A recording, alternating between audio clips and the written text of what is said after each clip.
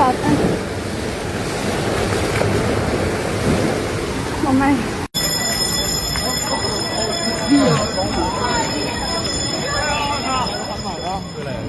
เกมมันจะหล่นแผ่นดินไหวต้องนะ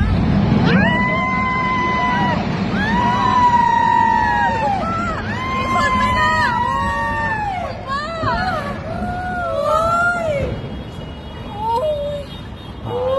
ตายแล้วอุ้ยโน่มีคนเยอะจะตายไหม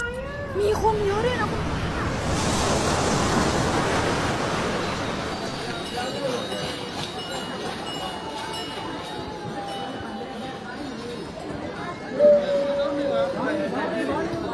เฮ้ยลงดิลงดิย้ายบ้านเลยเนี่ยเข้าไปบ้านบ้านเข้าไปบ้านย้ายบ้านเลยย้ายมาเลยบ้านเลยน้ำมูเอากองลงจะพูดยังไงเลย